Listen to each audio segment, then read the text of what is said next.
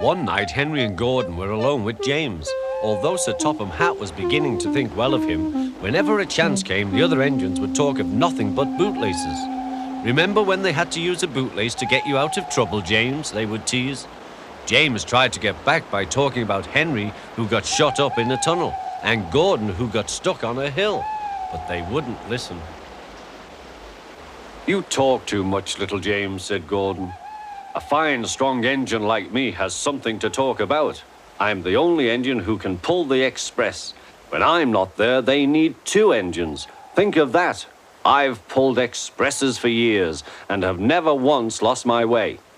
I seem to know the right line by instinct." Every wise engine knows, of course, that the signalman sets the switches to make the engines run on the right tracks. But Gordon was so proud he had forgotten. "Wake up, James," said Gordon next morning. "It's nearly time for the express." "What are you doing? Odd jobs?" "Oh, well, we all have to begin somewhere, don't we? Run along now and get my coaches. Don't be late." James went to get Gordon's coaches. They were all shining with lovely new paint. He was careful not to bump them, and they followed him smoothly into the station, singing happily, "We're going away, we're going away." "I wish I was going with you," said James. "I should love to pull the express and go flying along the line." Gordon, with much noise and blowing of steam, got ready to back onto the train.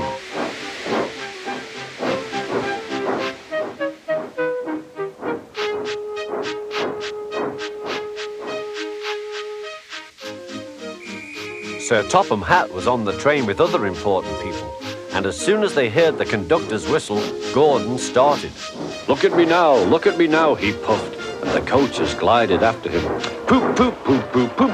Goodbye, little James. See you tomorrow. James watched the train disappear and then went back to work.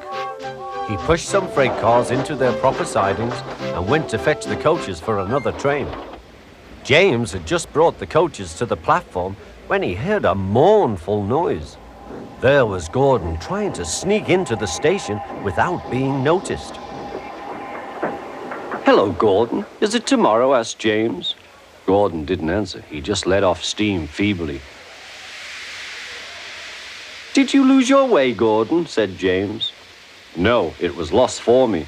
I was switched off the main line onto the loop. I had to go all round and back again." "Perhaps it was instinct," said James.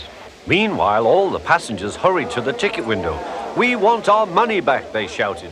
But Sir Topham Hatt climbed onto a cart and blew the conductor's whistle so loudly that they all stopped to look at him. Then he promised them a new train at once. "Gordon can't do it," he said. "Will you pull it for us, James?" "Yes, sir, I'll try." So James was coupled on and everyone got in. "Do your best, James," said Sir Topham Hatt. Come along, puffed James. You're pulling as well, sang the coaches.